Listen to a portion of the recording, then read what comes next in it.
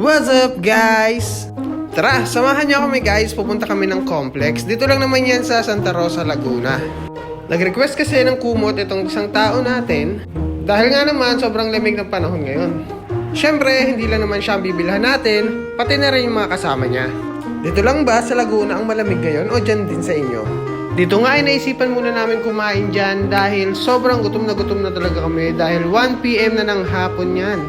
At itong partner ko mukhang nagpaparamdam na dahil malapit na nga ang Valentine's. At yun na nga, sa paglalakad namin ay nakarating kami dito sa 167 Shopping Mall. At bumungad nga sa amin itong mga maliliit na laruan dahil balak din talaga namin bumili. Kada ikawalaw ng buwan kasi meron kami sineselebrate na sobrang halaga at hindi namin talaga ito pinapalagpas. At sa kakalakad nga namin ay napunta na kami dito sa bilihan ng mga kumot at tuwalya.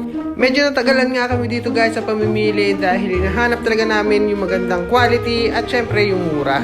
At sabi nga ng partner ko kung merong kumot, dapat meron ding unan. At pumili na nga rin siya dito ng 3 unan para sa 3 nating tauhan. Syempre, ito naman ako bilang isang lalaki, ako naman ang taga bit-bit at siya naman ang taga turo-turo. At dito nga sa bandang kanan ko may nakita akong mga tools. Ewan ko ba kapag napupunta ako sa gantong section sa mga tools, power tools guys, bigla akong sumasaya. Siguro ganun talaga ang feelings guys kapag tumatanda na isang lalaki. Tama ba guys? At dito nga sabi niya guys, last na daw itong lagayan ng labahan dahil pagod na talaga ako dyan. Medyo nagre-reklamo na ako dyan guys. At sinabihan na rin ako ng partner ko na magbigay na ng ambag.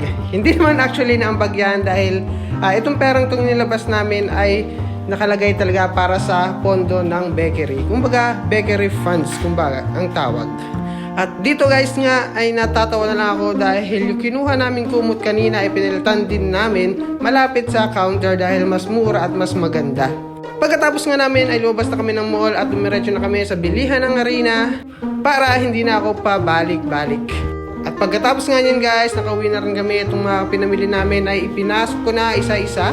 At syempre, masasabi ko rin naman talagang napaka-reliable na itong si Aduk. Dahil makikita nyo naman nga guys, napakarami nating pwedeng ilagay sa kanyang likod. Madalas kasi namin ginagamit guys kapag pumupunta kami ng complex sa may Santa Rosa, Laguna, ang gamit namin ay si Alup, yung motor ko na Click 150. Hanggang dito na lang po guys ang video. Sa mga gustong mag-comment dyan guys, mag-comment na kayo. Sa mga gustong magtanong dyan guys, i-comment yan at sasagutin natin.